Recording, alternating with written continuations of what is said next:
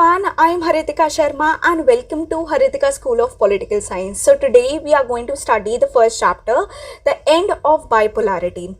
So this is the first chapter as per your current CBSE syllabus. लेकिन मैं आपको suggest करूंगी कि please go and watch my lecture on cold war because that is a very important chapter two build foundation in the subject. अगर आपको international relation समझना है, ये बुक समझनी है, then that is a very important chapter. उस video का link मैंने आपको डिस्क्रिप्शन बॉक्स में भी डाल दिया है और आपको ऊपर भी मिल जाएगा. So our today's chapter is the end of bipolarity. So let's get started. Now इस चैप्टर को समझने से पहले हम थोड़ा सा जो पिछला चैप्टर था उसकी समरी समझ लेते हैं. So our last chapter was about cold war. अब cold war happened after the end of second world war. Fine. And the Second World War, the end of Second World War saw the emergence of two superpowers. एक था US और दूसरा था USSR. Now, these both superpowers, they were trying to bring other countries as well under their sphere of influence. वो अपने sphere of influence में बाकी countries को भी लाने का कोशिश कर रही थी. And the result of this was that the world got divided into two blocks. One was Western bloc, one was and the other was Eastern bloc, जिसको NATO बोले जाने लगा और इसको वॉर्सो कहा गया. वॉर्सो. इसको वेस्टर्न अलायंस भी बोलते थे और इसको ईस्टर्न अलायंस भी बोलते थे. फाइन. बट धीरे धीरे कुछ ऐसा हुआ कि यूएसएसआर वीक हो गया and finally 1991 it got disintegrated. So क्या क्या रीजंस थे जिसकी वजह से यूएसएसआर वीक हो गया और फाइनली 1991 में डिसइंटीग्रेट हो जाता है, ये समझने के लिए ये सारी स्टोरी इस चैप्टर में दी हुई है.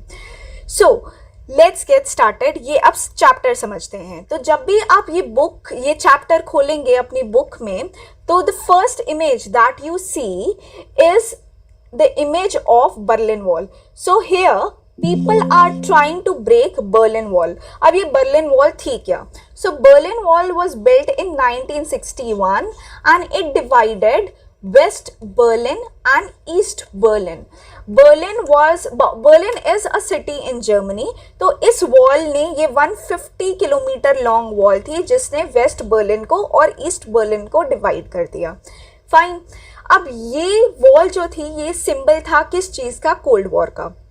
बट जब यूएसएसआर वीक होने लगी and finally it was near to its disintegration, तो 9 नवंबर 1989 को ये वॉल तोड़ दी जाती है and we saw on this date we saw fall of Berlin Wall. Berlin Wall. Finally we saw the fall of Berlin Wall और इससे पता चल गया कि अब कोल्ड वॉर नहीं चलेगी. Cold war has ended now. तो अब इसको समझने के लिए कि यूएसएसआर कैसे कैसे वीक, मतलब जो एक टाइम पर सुपर पावर था, जो 1945 में सुपर पावर था, वो 1991 में आते आते क्यों वीक हो गया एंड फाइनली क्यों वो डिसइंटीग्रेट हो गया. अब इसको समझने के लिए हमको एकदम शुरू से समझना होगा कि ये सोवियत सिस्टम था क्या. So, this Union of Soviet Socialist Republic came into being after the Socialist Revolution in Russia in 1917. तो Socialist Revolution होती है रशिया में 1917 and as a result of this, the Union of Soviet Socialist Republic came into being.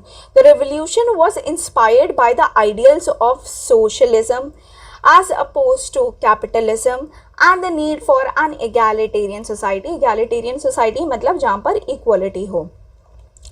अब इसमें काफ़ी सारे concepts दिए हुए हैं. कैपिटलिज्म, सोशलिज्म, ये क्या है, इनको थोड़ा सा हम समझते हैं. फाइन. तो कैपिटलिज्म क्या? कैपिटलिज्म मतलब capitalism was based on the idea of private property. Fine. तो कैपिटलिज्म आपका प्राइवेट प्रॉपर्टी के आइडिया पे बेस था. ओके. तो ये प्राइवेट प्रॉपर्टी क्या थी? तो ओरिजिनली लोग एक साथ मिलजुल के रहते थे. There was nothing like private property. सारे रिसोर्सेज को वो शेयर करते थे.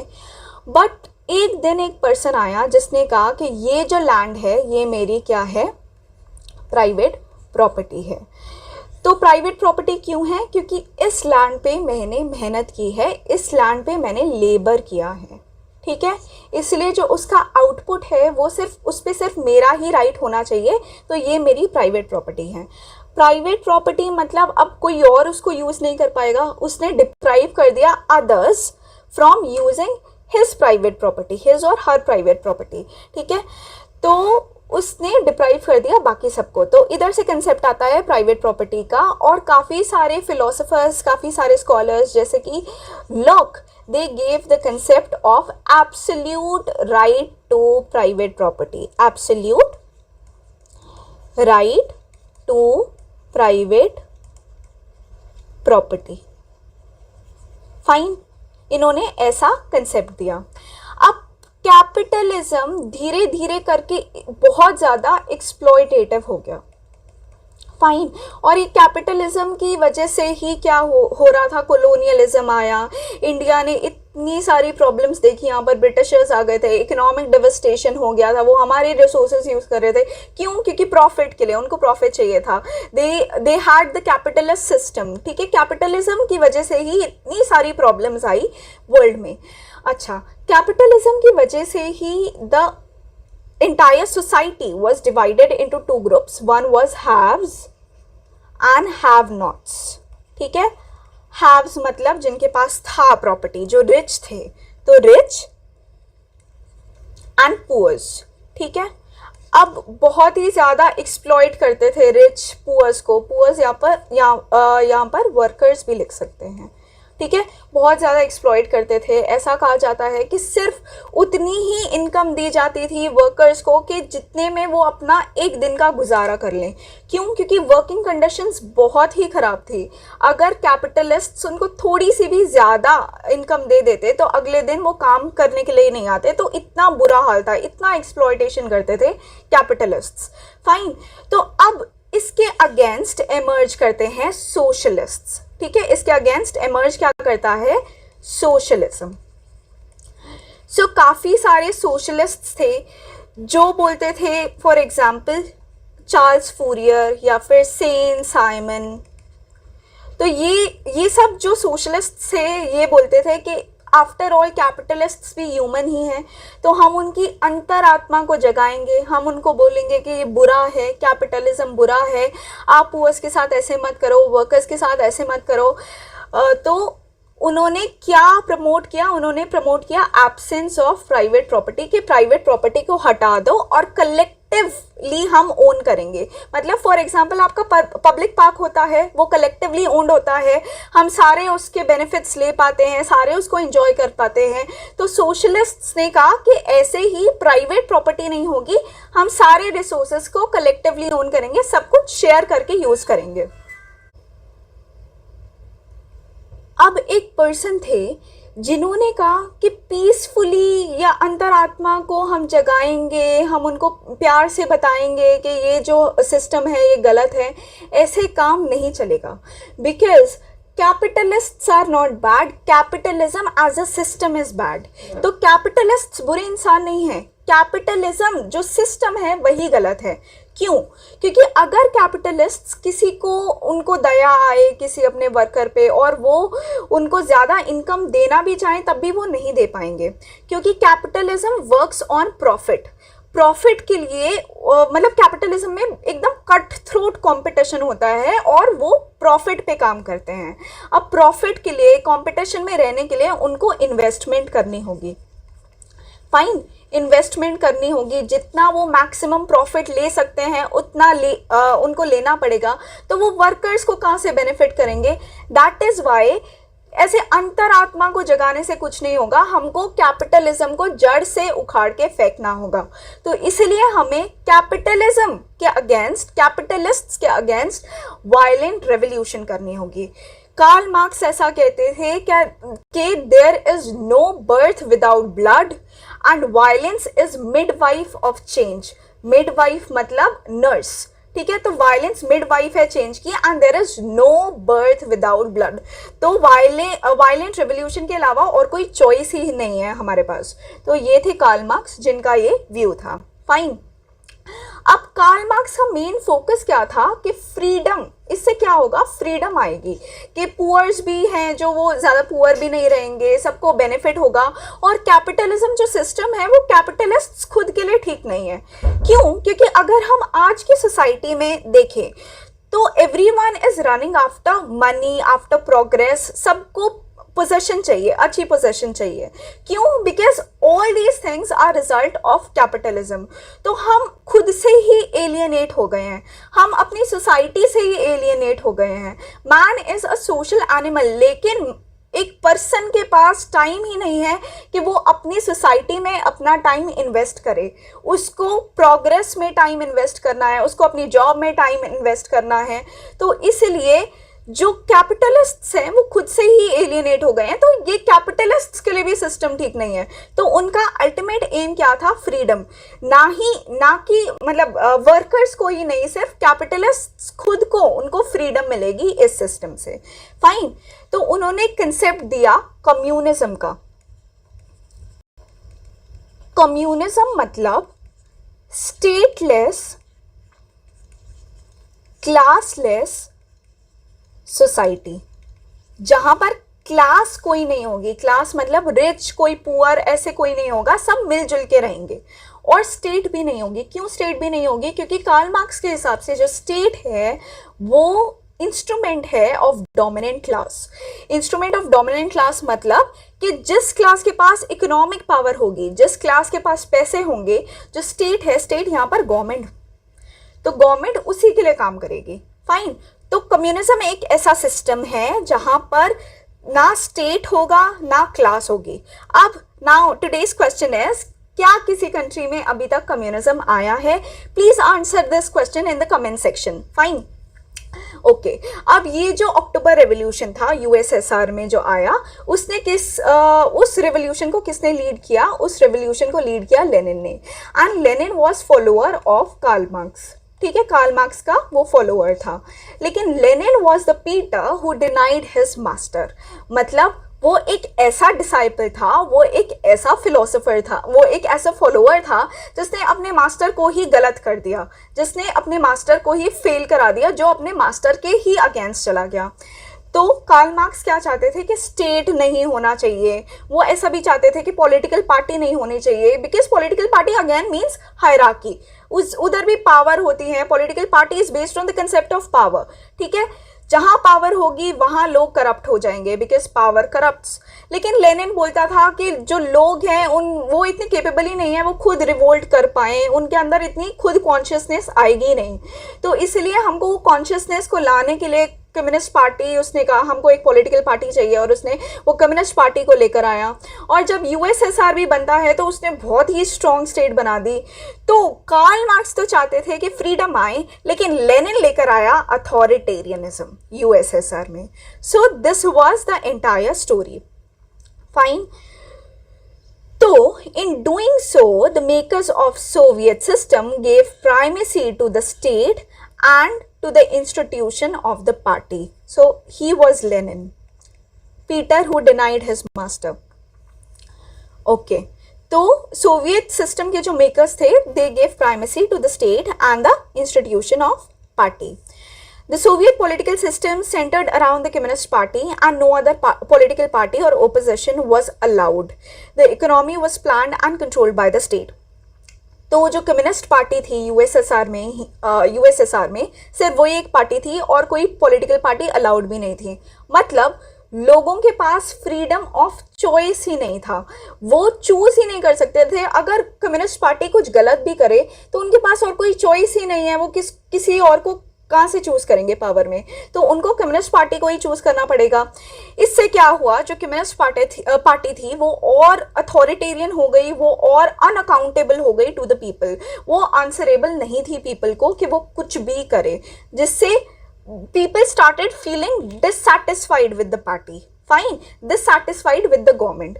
और जो इकोनॉमी थी वो भी प्लान्ड थी, वो भी कंट्रोल्ड बाय द स्टेट था। There was no private property, कोई राइट टू प्राइवेट प्रॉपर्टी नहीं था, सब कुछ स्टेट के कंट्रोल में था। ओके। अब थोड़ी सी अच्छाई के बारे में भी बात करते हैं, थोड़े से एडवांटेजेस के बारे में बात करते हैं सोशलिज्म के. सो यूएसएसआर के इन particular, so it had a complex communication network, vast energy resources including oil, iron and steel, machinery production, and a transport sector that connected its remotest areas with efficiency. It had a domestic consumer industry that produced everything from pens to cars. The Soviet state ensured a minimum standard of living for all citizens, and the government subsidized basic necessities including health, education, healthcare, childcare, and other welfare schemes. There was no unemployment. State ownership was the dominant form of ownership. Land and productive assets were owned and controlled by the Soviet state. So सब कुछ Soviet state के हाथ में था. Fine. Unemployment नहीं थी, welfare schemes बहुत अच्छी थी, हेल्थ, एजुकेशन, चाइल्ड केयर में ये सब बहुत ध्यान दे रही थी स्टेट, और उनके पास काफ़ी सारे रिसोर्सेज भी थे, ऑयल था, नेचुरल रिसोर्सेज थे लाइक आयरन एंड स्टील था, तो ये सब चीज़ें थी. अब सोशलिस्ट कंट्री में क्या होता है, शुरू में काफ़ी अच्छी प्रोग्रेस होती है, but then it starts declining. Similar case India के पास भी था. इंडिया ने शुरू में तो बड़ी अच्छी प्रोग्रेस की अंडर 5 ईयर प्लान्स, लेकिन फिर वो भी डिक्लाइन होना शुरू हो गया. क्यों? क्योंकि जो सोशलिज्म है it is not based on competition. आपको कोई इंसेंटिव ही नहीं मिलता कि आप और अच्छा प्रोड्यूस करो. तो स्टेट जो यूएसएसआर की थी वो सब कुछ प्रोड्यूस करती थी फ्रॉम पेन्स टू कार्स, लेकिन उसकी क्वालिटी और जो यूएस में प्रोड्यूस किया जाता था उसकी क्वालिटी में ज़मीन आसमान का फ़र्क था. क्यों? क्योंकि यूएसएसआर को पता था कि लोग जो हैं वो प्राइवेट ओनरशिप तो है नहीं, वो खुद कुछ कर नहीं सकते, उनको जो भी खरीदना होगा हमसे खरीदना होगा, तो वो बहुत ही मिनिमम स्टैंडर्ड की चीज़ें बनाते थे. ठीक है, उसकी क्वालिटी बहुत कम होती थी, और वो इतना यूएसएसआर इतना रिच भी नहीं था जितना यूएस था, क्योंकि अगेन कंपटीशन नहीं था, अच्छी वो चीज़ें नहीं बनाते थे. तो मॉनेटरी पावर ऑब्वियसली एक सोशलिस्ट स्टेट और कैपिटलिस्ट स्टेट को कंपेयर करेंगे तो सोशलिस्ट स्टेट की कम ही होगी. Okay. So problems with the Soviet system. The Soviet system, however, became very bureaucratic and authoritarian, making life very difficult for its citizens. Lack of democracy and absence of freedom of speech stifled people who often expressed their dissent in jokes and cartoons. Communist Party of the Soviet Union had tight control over all institutions and was unaccountable to the people. Russia dominated everything, and people from other regions felt neglected and often suppressed. The Soviet Union lagged behind the West in technology, infrastructure, and most importantly in fulfilling the political or economic aspirations of the people. The Soviet invasion of Afghanistan in 1979 weakened the system even further. Food imports increased every year. तो मैंने बताया था पिछले chapter में कि Russia, सिर्फ Russia नहीं था, यूएसएसआर हैड 15 रिपब्लिक्स. ठीक है, रशिया प्रोमिनेंट रिपब्लिक था, लेकिन बहुत ही इंपॉर्टेंट रिपब्लिक था, मेजर रिपब्लिक था. साइज में भी देखें, इकोनॉमिक पावर में देखें, मिलिटरीली देखें तो बहुत ही स्ट्रॉन्ग रिपब्लिक था, और रशिया ही डोमिनेट करता था सब चीज़ें. और बाकी जो रीजन्स थे, बाकी रीजन्स के लोग थे, उनको बहुत सप्रेस्ड या उनको बहुत निगलेक्टेड फील होता था. फाइन. और सोवियत यूनियन के जैसे मैंने बात की कि सोवियत यूनियन बहुत मिनिमम स्टैंडर्ड की चीज़ें बनाता था. तो वेस्ट से अगर कंपेयर करें तो वेस्ट कहाँ था और सोवियत यूनियन कहाँ था. फाइन. और जब वर्ल्ड खुलने लगा, जब ओलंपिक्स हुए, जब हॉलीवुड आया, हॉलीवुड में लोगों ने देखना शुरू किया कि वाह, यूएस के पास क्या क्या चीज़ें हैं और हमारे पास तो कुछ भी नहीं है. हम केपेबल हैं, हम बना सकते हैं, लेकिन स्टेट तो अलाउ ही नहीं करती. हमारे पास तो इतनी बेकार की, इतनी पुअर क्वालिटी की चीज़ें हैं. ठीक है. और जब जो यूएसएसआर था, इट वाज ओनली फोकसिंग, मतलब तब आर्म्स रेस चल रही थी, it was focusing on it's military power और अपनी न्यूक्लियर पावर पे, अपने स्पेस टेक्नोलॉजी, ये सब चीज़ों पे फोकस कर रहा था. लेकिन जो लोगों की नीड थी उस पर तो पैसे खर्च ही नहीं कर रहा था. और जब 1979 में अफगानिस्तान में सोवियत यूनियन या यूएसएसआर इन्वेड करता है, तो सोवियत यूनियन और वीक हो जाता है। इनफैक्ट इतना वीक हो जाता है कि उसको फूड को भी इंपोर्ट करना होता है। Fine, so this was the condition of USSR. अब कंडीशन ऐसी थी कि जब नए जो जनरल सेक्रेटरी आए कम्युनिस्ट पार्टी के, गोर्बाचोव, वो समझ गए कि यार प्रॉब्लम्स हैं, सिस्टम में बहुत प्रॉब्लम्स हैं और इसको ठीक करने के लिए हमको इकोनॉमिक और एडमिनिस्ट्रेटिव रिफॉर्म्स करने होंगे। लेकिन ये जो इकोनॉमिक और एडमिनिस्ट्रेटिव रिफॉर्म्स करते हैं ये बैकफायर कर जाते हैं। तो इसका रिजल्ट क्या होता है कि धीरे धीरे जो रिपब्लिक्स थी वो अपने आप को सॉवरेन डिक्लेयर करना शुरू कर देती है। वो अपने जो सोवियत लीडर्स थे, अपने सोवियत मास्टर्स थे, उनके अगेंस्ट प्रोटेस्ट करना शुरू कर देती है। किसी को नहीं पता क्यों होता है ऐसा, क्या ऐसी गलती हो जाती है कि जो रिफॉर्म्स थे वो बैकफायर कर जाते हैं, but this happened and this was the major reason behind disintegration of USSR. So let's study this in detail. So Mikhail Gorbachev had become General Secretary of the Communist Party of the Soviet Union in 1985. Gorbachev initiated the policies of economic and political reform and democratization within the country. The reforms were opposed by leaders within the communist party. Obviously जब उनके पास power है वो क्यों चाहेंगे कि reforms होए, वो क्यों चाहेंगे कि फ्रीडम, लोगों को थोड़ी भी फ्रीडम मिले, because power corrupts, they had the power. Now, reforms were necessary to keep the USSR abreast of the information and technological revolutions taking place in the West. अगर वेस्ट से compete करना था तो reforms तो चाहिए थे। Gorbachev decided to normalize relations with the West and democratize and reform the Soviet Union. अब impact क्या होता है उन रिफॉर्म्स का? The people in East European republic started to protest against their own governments and Soviet control. तो अब जो communist party हार्डलाइनर्स थे वो उन्होंने कोशिश की कि सिचुएशन को संभाल लेते हैं। उन्होंने कूप किया 1991 में, लेकिन उसका कोई फायदा नहीं होता। So a coup took place in 1991 that was encouraged by communist party hardliners. Boris Yeltsin emerged as a national hero in opposing this coup. The Russian Republic, where Yeltsin won a popular election, began to shake off its centralized control. Centralize था, बहुत system centralise system था। अब आप देखिए इतना बड़ा USSR था और एक सेंट्रलाइजेशन ऑफ पावर थी।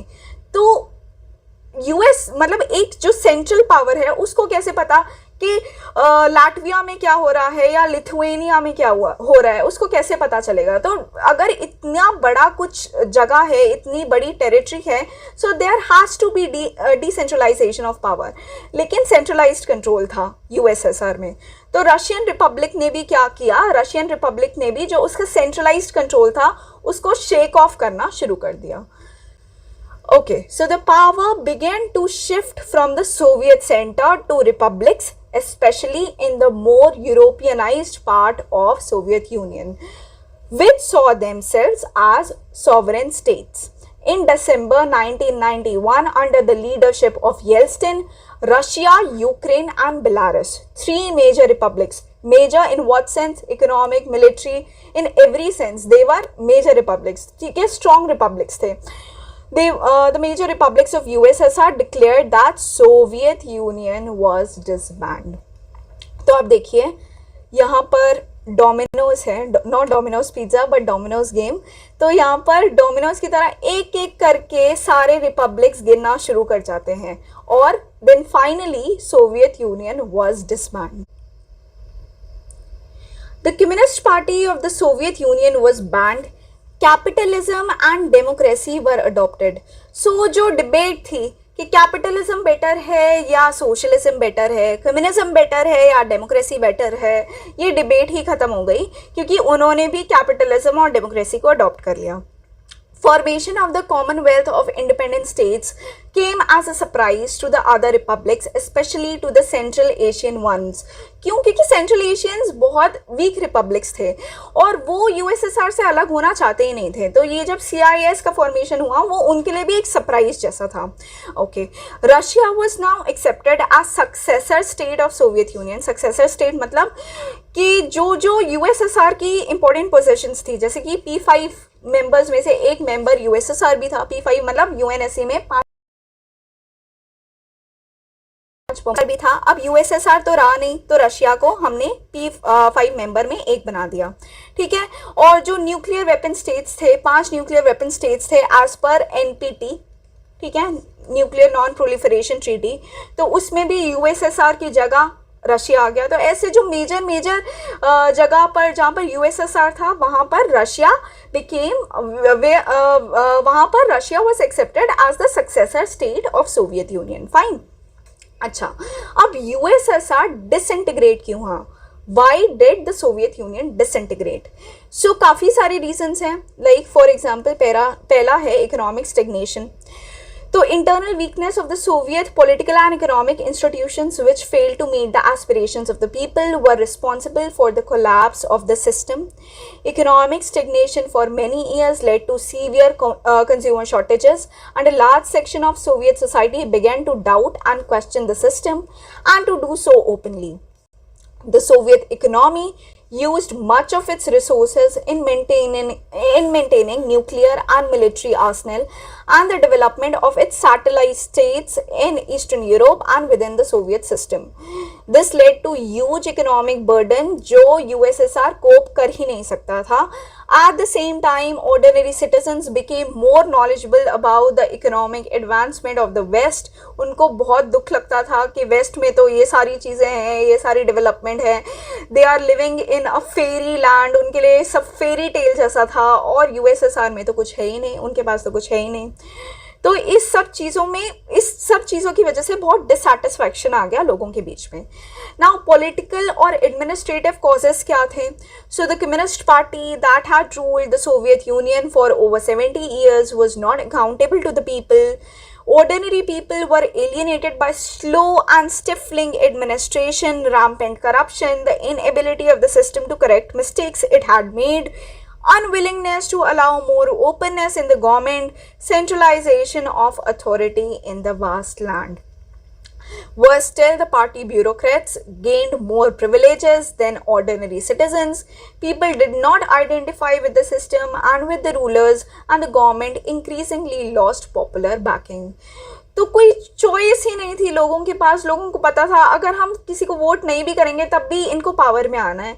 तो उन्होंने अपने आप को लीडर्स के साथ आइडेंटिफाई करना ही बंद कर दिया. वो आइडेंटिफाई नहीं कर पा रहे थे कि हाँ ये हमारे लीडर्स हैं जो हमारी प्रॉब्लम सॉल्व करेंगे, ये वो लीडर्स हैं जिनको हमने चूज़ किया है. वो अपने आप को आइडेंटिफाई नहीं कर पा रहे थे रूलर्स के साथ. फाइन. अब गोर्बाचोव के रिफॉर्म्स जो थे, इन रिफॉर्म्स की वजह से भी डिसइंटीग्रेशन हुआ.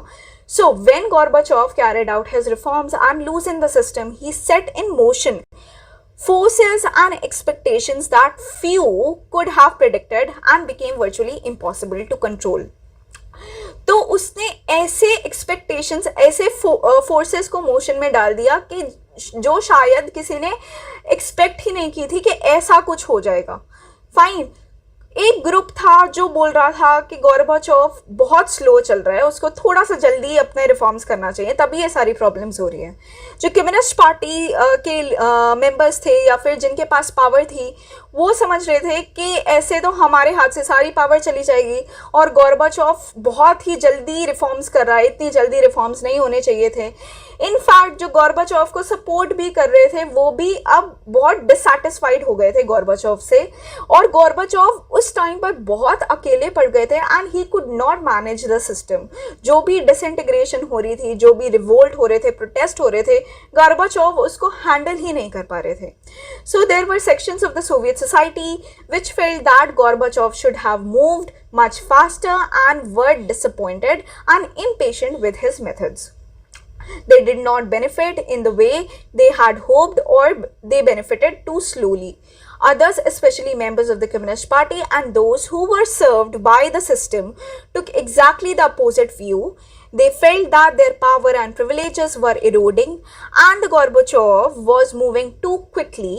In this tug of war, Gorbachev lost support on all sides and divided public opinion.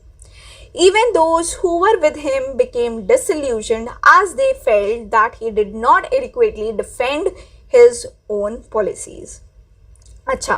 Now this was also the reason why USSR disintegrated, ठीक है, rise of nationalism and desire for sovereignty.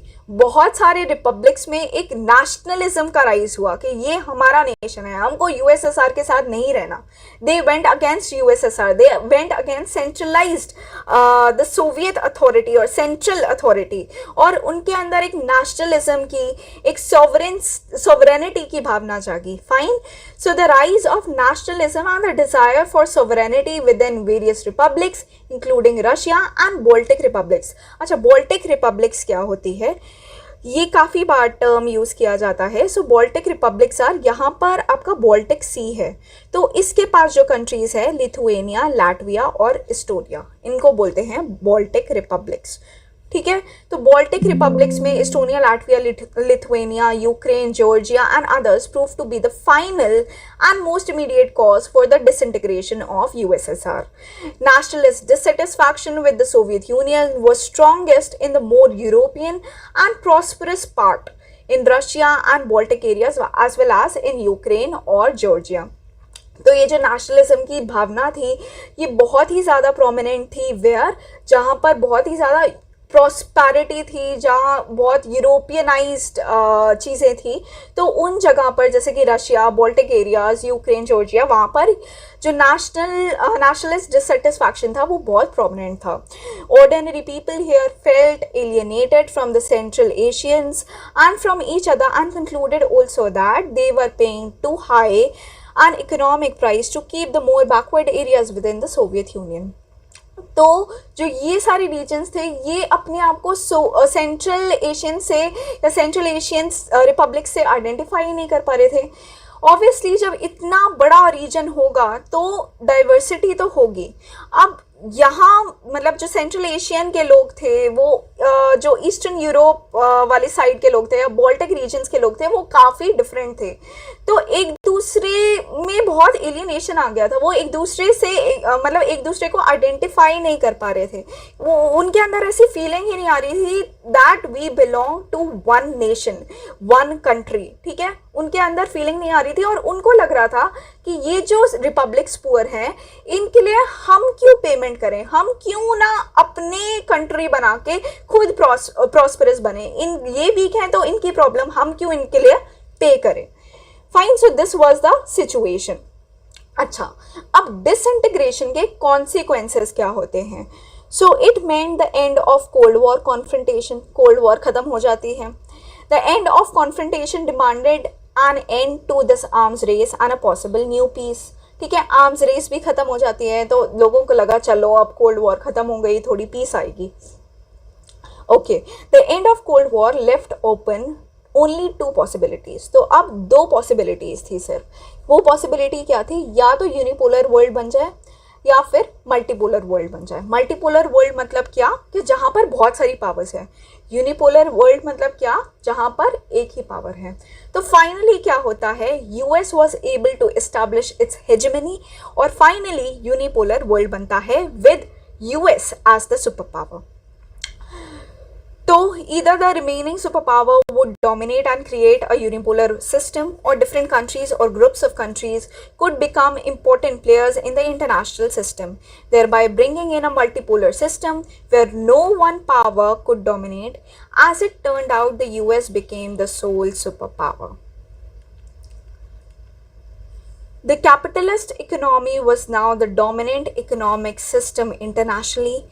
Institutions like the World Bank and the International Monetary Fund became powerful advisors to all these countries since they gave them loans for their transition to capitalism. तो ये जो world bank था और IMF था ये obviously US backed organisations हैं, US backed institutions हैं, US के कहने पे सारी चीज़ें करते हैं। तो इन्होंने लोन दिए जो कंट्रीज़ थी, जो नई कंट्रीज़ एमर्ज हुई या जिनको पोस्ट सोवियत कंट्रीज़ भी बोलते हैं, उनको लोन दिए ताकि वो कैपिटलिज्म में ट्रांजिशन कर पाएँ। Politically, the notion of liberal democracy emerged as the best way to organize political life. The end of Soviet bloc meant the emergence of many new countries. Some of them, especially the Baltic and East European states, wanted to join the East European Union and become part of the North Atlantic Treaty Organization. तो कुछ republics European states European union join करना चाहती थी और NATO join करना चाहती थी. Okay, so the Central Asian countries wanted to take advantage of their geographical location and continue their close ties with the Russia, and also to establish ties with the West, the US, China and others. Thus, international system saw many new players emerge, each with its own identity, interest and economic and political difficulties. Fine. तो central Asians क्या चाहते थे? Central Asians अपनी जो geography है उसका advantage लेना चाहते थे, और वो चाहते थे कि हमारे रशिया से भी अच्छे टाइज रहें, हमारे यूएस से भी रहें, चाइना से भी रहें, और सबसे हमारे अच्छे टाइज ही रहें. फाइन.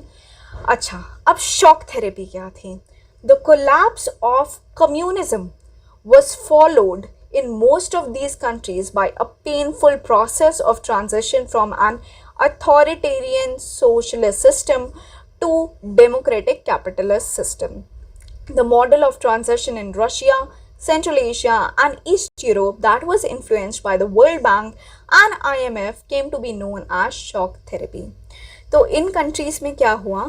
IMF और World Bank ने कहा फटाफट अपना जो सिस्टम है वो चेंज करो, ट्रांजिशन आना चाहिए from authoritarian socialist system to democratic capitalist system. और इन्होंने बिल्कुल टाइम नहीं दिया चेंज करने का, मतलब रातों के रात चेंज करना था. With in few hours, with in night हमको ओवरनाइट ये सिस्टम चेंज करना था. और आप खुद सोचिए, एक पूरा सिस्टम जो इतने सालों से चला आ रहा है उसको हम थोड़े मतलब बिल्कुल टाइम के बिना एकदम से चेंज कर देंगे, सडनली चेंज कर देंगे, तो वो कितना पेनफुल प्रोसेस होगा. तो एक अथॉरिटेरियन सोशलिस्ट सिस्टम से आना एकदम डेमोक्रेटिक कैपिटलिस्ट सिस्टम में, that was a very painful process and that is called shock therapy. Okay, so each of these countries was required to make a total shift to the capitalist economy. ऐसा shift करें कि socialism के even traces तक ना रहे. So which meant rooting out completely any structures involved during the Soviet period. It meant that private ownership was to be the dominant pattern of ownership of property. Privatization of state assets and corporate ownership patterns were to be immediately brought in. Collective farms were to be replaced by private farming and capitalism in agriculture. Development was now envisaged through more trade, and thus a sudden and complete switch to free trade was considered essential. Okay, अब consequences क्या होते हैं shock therapy के? तो लोगों को लगा अब कैपिटलिज्म आएगा, अब हमारे कंट्री में भी डेवलपमेंट होगी जैसे वेस्ट में हो रही थी. लेकिन ऐसा कुछ होता नहीं है. क्यों? क्योंकि लोगों को टाइम ही नहीं दिया कि वो एक सिस्टमैटिक मैनर में ट्रांजिशन करते. एकदम उनको ट्रांजिशन करने के लिए बोल दिया from authoritarian socialist system to this capitalist system, to democratic capitalist system. ठीक है, तो जिस वजह से क्या हुआ, इनफैक्ट प्रॉब्लम्स आ गई. इतनी बुरी हालत हो गई थी इकोनॉमी की ऑफ दीज कंट्रीज कि 10 साल तक ये इकोनॉमीज उभर ही नहीं पाई. सो व्हाट हैपेंड, इसको हम थोड़ा सा डिटेल में समझते हैं. Generally it brought ruin to the economies and disaster upon the people of the entire region. In Russia, large state-controlled industrial complex almost collapsed as about 90% of its industries were put up for sale to private individuals and companies. This was called the largest garage sale in history. Largest garage sale था, मतलब बेकार के prices, जो आपका waste होता है उस waste के प्राइसेस पे इतनी बड़ी बड़ी इंडस्ट्रीज को बेचा गया. Okay, as valuable industries were undervalued and sold at throwaway prices. ये एक सेकेंड लार्जेस्ट बैंक था रशिया का, जो उस टाइम पे बैंकरप्ट हो गया था. Okay, so the value of ruble, the Russian currency, declined dramatically. Rate of inflation was so high that people lost all of their savings. The collective farm system disintegrated, leaving people without food security, and Russia started to import food. The old system of social welfare was systematically destroyed. The withdrawal of government subsidies and pushed large sections of the people into poverty. तो जब government subsidies को हटा दिया गया, बहुत सारे लोग poverty में चले गए. The mafia emerged in most of these countries and started controlling many economic activities. Privatization led to new disparities. Post-Soviet states, especially Russia, were divided between rich and poor. तो जिसका मार्क्स को बिल्कुल पसंद नहीं था, the divide between haves and have nots, rich and poor, वही हुआ Russia में प्राइवेटाइजेशन के आने के वजह से. फाइन. और माफिया राज भी आ गया रशिया में. In most of the post Soviet countries में अंडरवर्ल्ड आ गया, माफिया आ गया. So these were the consequences of shock therapy. The constitutions of all these countries, they were drafted in a hurry, and most, including Russia, had a strong executive president with the widest possible powers that rendered elected parliaments relatively weak. अब खुद देखिए, जो Putin है वो कितना powerful है कि parliament भी कुछ नहीं कर सकती. In central Asia the presidents had great powers and several of them became very authoritarian. For example, presidents of Turkmenistan and Uzbekistan appointed themselves to power first for 10 years and then extended it for another 10 years. They allowed no dissent or opposition. तो authoritarianism आ गया Central Asian countries में. Most of these economies, especially Russia, started reviving in 2000, 10 years after their independence. The reason for the revival for most of their economies was the export of natural resources like oil, natural gas, and minerals. So these countries, they were rich in natural resources, oil, natural gas and minerals. Russia was very rich in such resources. तो इसी वजह से 10 साल में वो अपनी economy को revive कर पाए. Azerbaijan, Kazakhstan, Russia, Turkmenistan and Uzbekistan are major oil and gas producers. Other countries have gained because of oil pipelines that cross their territories for which they get rent. Some amount of manufacturing has started और थोड़ी बहुत manufacturing भी शुरू हो गई थी. So the next topic is tensions and conflicts. तो ऐसा नहीं हुआ कि यूएसएसआर से डिसइंटीग्रेट होने के बाद रिपब्लिक्स को अब कोई प्रॉब्लम नहीं हुई. तो रिपब्लिक्स ने उसके बाद फेस किया सिविल वॉर्स और insurgencies. Fine. So most of the former Soviet republics are prone to conflicts and many have had civil wars and insurgencies. For example, in Russia, 2 republics, Chechnya and Dagestan, they have had violent secessionist movements मतलब कि वो Russia से अलग होना चाहते थे. Moscow's methods of dealing with the Chechen rebels and indiscriminate military bombings have led to many human rights violations but failed to deter the aspirations for independence. तो काफ़ी human rights violation हुई, लेकिन उनकी जो aspiration थी उसको वो deter नहीं कर पाया रशिया या फिर Moscow government. Fine. In Central Asia, Tajikistan witnessed a civil war that went on for 10 years till 2001. The region as a whole has many sectarian conflicts. In Azerbaijan's province of Nagorno-Karabakh, some local Armenians want to secede and join Armenia. In Georgia, the demand for independence has come from 2 provinces, resulting in a civil war. There are movements against the existing regimes in Ukraine, Kyrgyzstan and Georgia. Countries and provinces are fighting over river waters. Okay. In Eastern Europe, Czechoslovakia split peacefully into 2 with the Czechs and Slovaks forming independent countries. But the most severe conflict took place in the Balkan Republic of Yugoslavia. क्या होता है कि यूगोस्लेविया disintegrate हो जाता है. In 1991, it broke apart with several provinces like Croatia, Slovenia, and Bosnia and Herzegovina declaring independence. Ethnic Serbs opposed this and a massacre of non-Serb Bosnians followed. Fine. The NATO intervention and the bombing of Yugoslavia followed the inter-ethnic civil war. So this was the situation. So now India and USSR. तो इसको थोड़ा सा detail में समझते हैं. जब India ने non alignment की पॉलिसी अडॉप्ट की, so at that time neither USA nor USSR was in support of India. ठीक है. यूएस के हिसाब से जो नॉन अलाइनमेंट की policy that was an immorality, और यूएसएसआर के हिसाब से स्टेलिन ने कहा था अगर कोई हमारे साथ नहीं है मतलब हमारे अगेंस्ट है. यूएसएसआर चाहता था कि पाकिस्तान उसके साइड पे आए, पाकिस्तान उसका अलाय बन जाए, और ये हमको देखने को मिलता है ताशकेंट एग्रीमेंट पे भी, जब इंडिया पे इतना इंटरनेशनल प्रेशर डाला गया था कि इंडिया अपने फोर्सेस पाकिस्तान से हटा ले, and unfortunately we lost our prime minister as well in that agreement. तो क्या होता है, लेकिन पाकिस्तान ने ज्वाइन कर लिया यूएस, वो यूएस का अलाय बन गया, and then USSR came to India for engagement.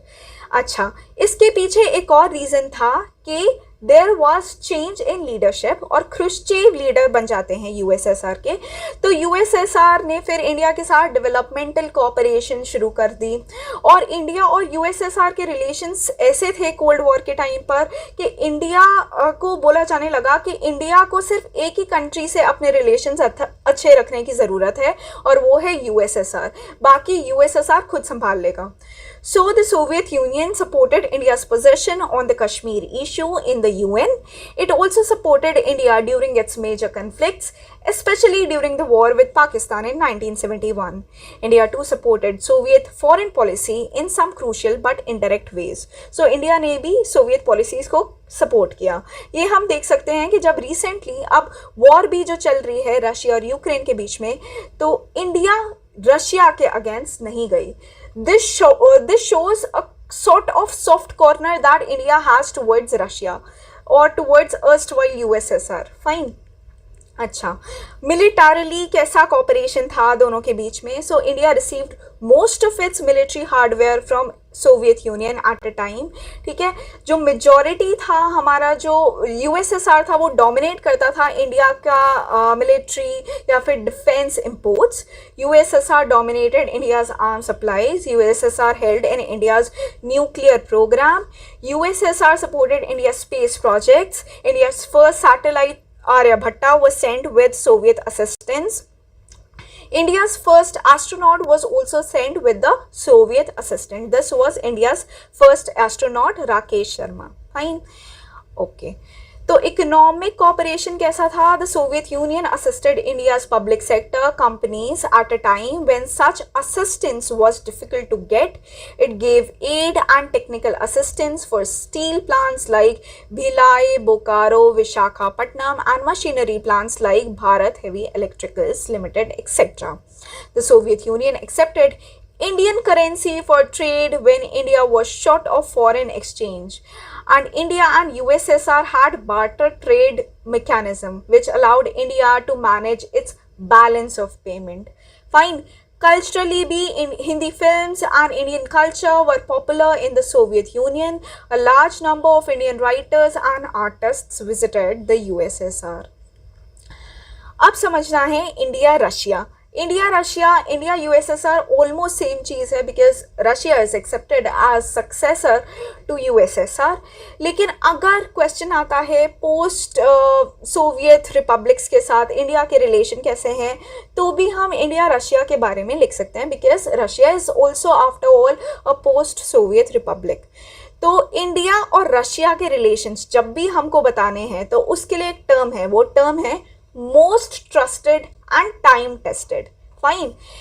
प्रधानमंत्री Narendra Modi, our honourable prime minister Narendra Modi, उन्होंने एक स्टेटमेंट दी that every child in India knows that Russia is the best friend of India. Indian heroes from Raj Kapoor to Amitabh Bachchan are household names in Russia and many post-Soviet countries.